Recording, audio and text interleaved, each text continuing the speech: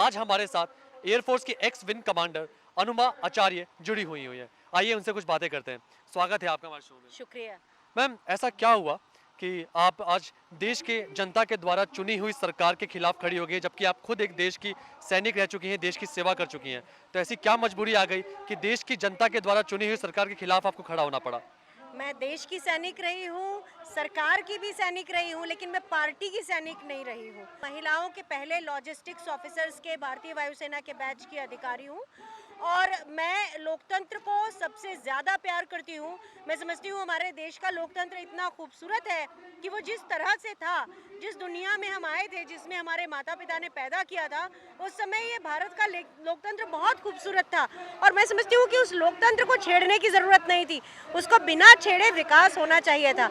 तो एक समय जो आज की सरकार है, प्रधानमंत्री जो है, मैं उनकी बहुत बड़ी प्रशंसक होती थी, लेकिन फिर मुझे लगा कि वो खुद के प्रशंसक हैं, उनको देश से कोई मतलब नहीं है। और जैसे जैसे ये पता चलता गया, मुझे अब चूंकि इस देश को बचाना है तो मैं राजनीति में आने से भी नहीं हिचकूंगी, क्योंकि मुझे लगता है कि विपक्ष को मजबूत करना इस समय देश का सबसे बड़ा कर्तव्य होगा, अगर हमें लोकतंत्र को बचाना है। तो आपको लगता है देश का विपक्ष अभी मजबूत नहीं है?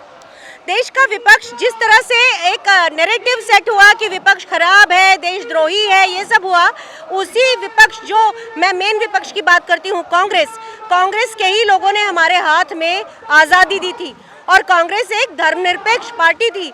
लेकिन जिस तरह से देखिए, जिस तरह से आरएसएस बीजेपी को जोड़ के रख सकता है, उसी तरह शायद कांग्रेस पार्टी गांधी परिवार जो है उसके साथ जुड़ी रहती है। तो हम अगर बोलते हैं कि वो परिवार को तोड़ो, तो फिर आरएसएस को भी तोड़ो। सूबेदार मेजर जयप्रकाश मिश्रा, संस्थापक व राष्ट्रीय अध्यक्ष वेटरन्स एसोसिएशन। आप आर्मी से थे? हाँ बिल्कुल, आर्मी से। जी, कौन से रेजिमेंट में आपने सर्व किया? सिग्नल को।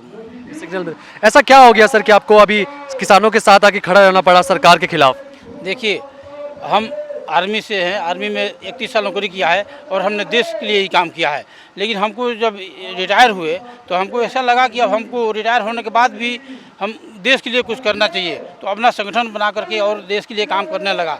लेकिन जब ये समस्या आया किसानों के ऊपर, तो हमने देखा कि जायज़ आवाज़ को, किसान की जायज़ आवाज़ है, वो अपनी जायज़ मांग कर रहे हैं और उसकी आवाज़ को दबाया जा रहा है।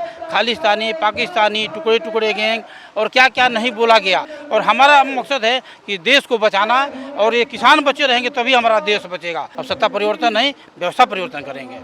मैं एक बार जल्दी से आप बताइए, इन तीनों कानूनों से दिक्कत क्या है? मतलब आप जितना समझी है, इन तीनों कानूनों से प्रॉब्लम क्या है? किसान किस चीज़ से परेशान है इन कानूनों की वजह से? इसमें 18 किस्म के जो अमेंडमेंट्स है, उसके लिए सरकार खुद तैयार है।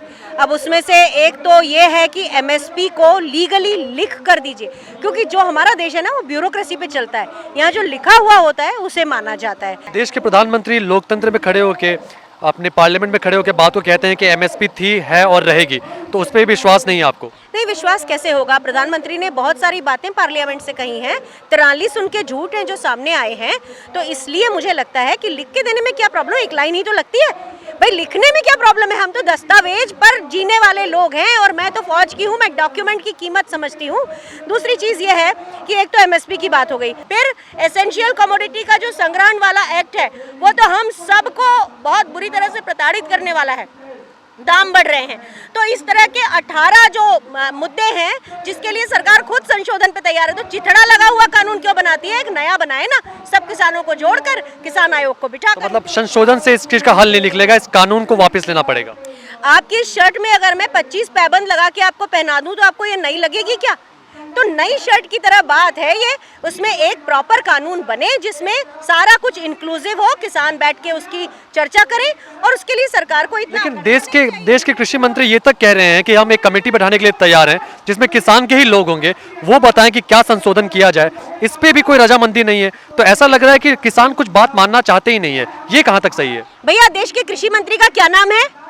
नरेंद्र सिंह तोमर। बहुत सारे लोग नहीं जानते, देश के बहुत लोग नहीं जानते। ऐसा क्या कृषि मंत्री जो कृषि का सब्जेक्ट ही ना डील कर सके, उनके लिए पीयूष गोयल लगाए जाते हैं।